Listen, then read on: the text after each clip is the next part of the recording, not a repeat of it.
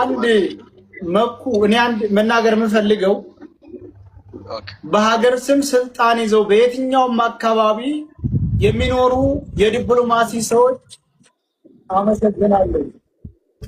ቴንኪው መኩ አመሰግናለሁ። እንግዲህ ይሄንን ቪዲዮ ይሄንን ላይቭ ብዙ አካል እያያችሁት ነው። እኔ አንድ የምናገረው ነገር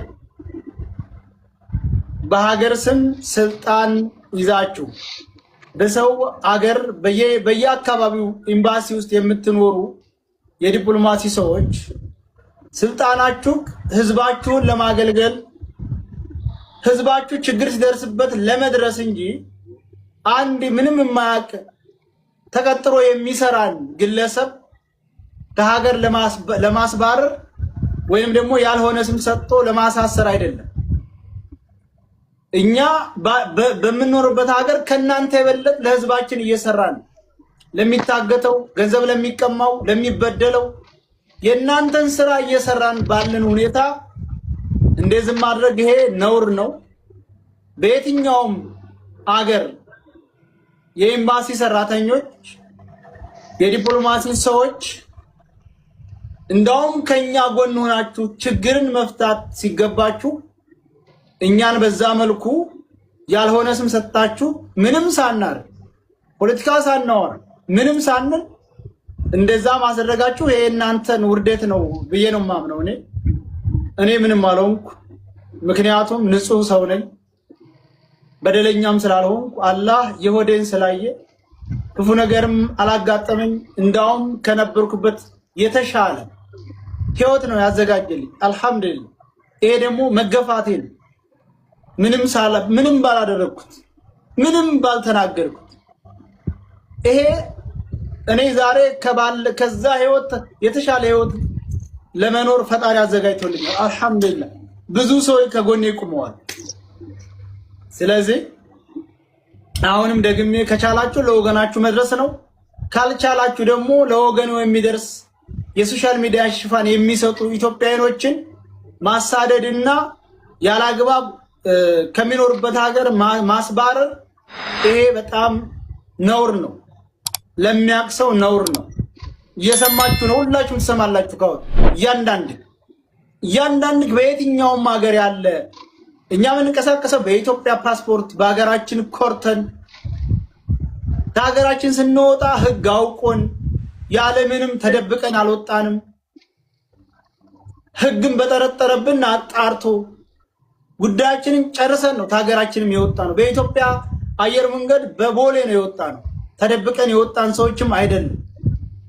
ስለዚህ ለወገናችን ቁመን ለአንዲት ለተበደለች እህታችን ቁመን መታገላችን ድምፅ መሆናችን 50-60 ሺህ ሰው በመከተሉ ወይም ደግሞ አንዳንድ የቃላት ስህተቶች በመፈጠራቸው የሰው ሊነንና የቃላት ስህተት ሊኖር ይችላል። በዛ ምክንያት እኛን እንደዚህ ማስደረጋችሁ ይሄ የሀገር ክደት እንደፈጸማችሁ ነው የምትቆጥሩት። እውነቴን ነው። ወገኖቻችሁን ባላችሁበት እስቲ በመከራ የሚሟቀቁትን እስቲ ፈጥናችሁ ድረሱላችሁ። በየቦታው በየጎዳናው ሁሉ የሚጣሉ ወገኖቻችሁን ገንዘብ አንሰጥ እያሉ 10 ዓመት 5 ዓመት እየሰሩ በነፃ አእምሯቸው ተነክቶ ወደ ሀገር የሚሳፈሩ ወገኖቻችሁን ለእንደነዛ ያሉ ብትሰሩበት ይሄንን ዕውቀት ጥሩ ነው ላለውኝ። አሁንም ወደ ሌላው ስመለስ እህታችን ሃኒ ዋጋበት ቀን መቼ እንደሆነ ታውቃላችሁ? ልክ አቡዳቢ ጀዋዛት ገብተን ቢሮ ተገባው በኋላ አንተ ስምህ ከሌ ከሌ ነው? አዎ ተጋድር በለት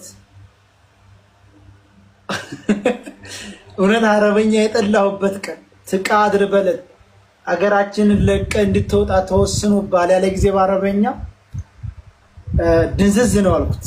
ወላሂ ነው የምላችሁ። አእምሮዬ ሙሉ በሙሉ ስታክ ነው ያደረገው። ሼህ ሰይድ ጋር እየመጣን የሚዋራኝን ሁሉ አልሰማውም። መንገዱን ሼህ ሰይድ ጋር እየሄድን ወደ አላይን እየተመለስ የሚዋራኝን ጭራሽ አሁን አልሰማሁትም። የደነዘዝኩት ደግሞ በጉዳዩ አይደለም። የራሳችን ዓላማ ነበረ። ከዓላማውም በላይ ከህልማችንም በላይ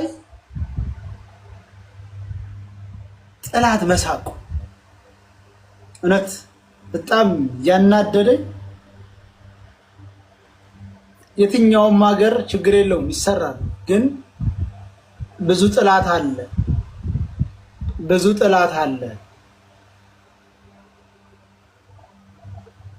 ብዙ ጥላት ስላለ ሰያ ሰላም እየተናገር ወንድም አለም አንደኛ እየተናገር እንልቀቅላቸውና እሺ ብዙ ልጆች አሉ ታስገባቸው ከሆነ ምናልባት ሐሳባቸውን እንዲሰጡ። እሺ አመሰግናለሁ ወንድም አለም። እንኳንም አየንህ። እኛ በጣም እኔ ከሚገርም ነገር ሚዲያ ላይ እጅግ በሚገርም ሁኔታ ለእህታችን በዚያ ልክ የተሰቃየ ህዝብ በዚያ ልክ ደግሞ እንደ አይነት ውርጅብኝ መጥቶብን አንድ ቀን ብትሆን አዝነን ነበር። በመናገስው ግን የበለጠ ደግሞ አንገታችን ቀጥ እንድናረግ ሆነናል። እርሜ ለእህቶቻችን፣ እርሜ ለወንድሞቻችን፣ ለአባቶቻችን ያው ስምን ባልጠራ በዚህ ልክ ዛሬ ግን አንተን ስናይህ እኛ ያው ደስታ በደስታ ነው። እውነት ነው የምልህ። በጣም ካስታወስክ ደም ያለቀሱ እህቶች አሉ። እንድታስታውሳቸው ልንገርህ ብዬ ነው። ከምንም በላይ ማለት ነው። ገንዘብ አይደለም። ይኸውልህ ገንዘብ ያወጣ ሰው አለ፣ ግን ደግሞ ደም ያለቀሱ ልጆችን ብዙ አይተናልኛ። እህቶቻችን፣ ወንድሞቻችን የእውነት ማለት ነው። ማስመሰል አይደለም። እኔ በጣም የማረሰው ነጃት አሁን እብድ ነው እኛ የምንላት እብድ አይደለችም፣ ግን እኛን እንብዶች ገባችሁ? እውነት ተናግራ ነበር። ታስታወስክ? ሰያው ምናምን ብላ አውርታ ነበር የሆነ ጊዜ ላይ። ይሄ ነገር ሲመጣ እንደዛ ስታለቅስ አይቻለሁ። እነ ነፍጠኛዋ በጣም ብዙ ቤተሰቦችህ በዚህ ጉዳይ ያዝነናልና፣ ግን ደግሞ ወዲያው ተደስተናል። ወንድማችን መቼም እውነት ናት። ገብቶሃል? ካንተ ጎን እውነት ስላለች ነው እንዳውም ወደ ተሻለ ቦታ በዚህ ልክ እንኳን እንድትወረወር የተደረከው። እውነት አለ አንተ ገባ?